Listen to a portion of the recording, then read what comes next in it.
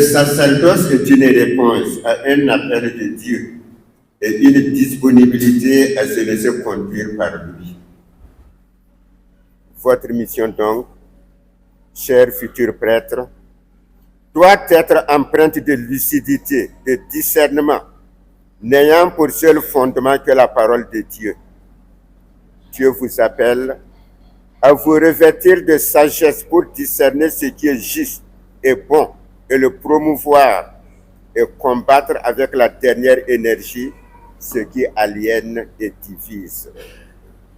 Il vous reviendra, à partir d'aujourd'hui, d'arracher du cœur des chrétiens la peur qui les étreint et qui les empêche de vivre leur foi dans la vérité. Vous devez abattre et arracher, démolir et détruire, mais aussi bâtir et planter. Sans manquer de respect à quiconque, vous affermirez les fidèles chrétiens que dans leur baptême, il n'y a de sauveur que Jésus-Christ.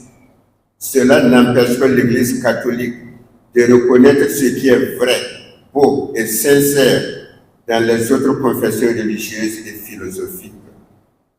Une telle attitude ne viendra pas de votre sagesse personnelle, de votre intelligence, de vos qualités humaines, mais de la grâce de Dieu.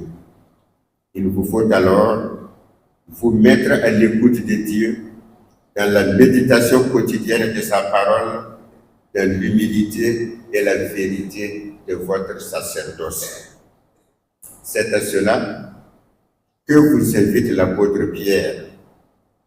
Dans sa lettre qui nous est proposée et qui vous concerne à plus d'un titre, l'apôtre adresse aux chrétiens ces dernières paroles sur l'humilité des croyants. L'humilité rend les croyants semblables à Jésus, lui qui s'est mis au service de tous. L'image évoquée par l'apôtre est belle, se ceindre de l'humilité comme tenue de service. L'humilité est l'attitude qui qualifie le disciple, qui le sauve de l'orgueil. L'apôtre nous rappelle à nous et à vous qui allez recevoir le sacerdoce, que ce sacerdoce est service. Soyez les pasteurs du troupeau de Dieu qui se trouve chez vous.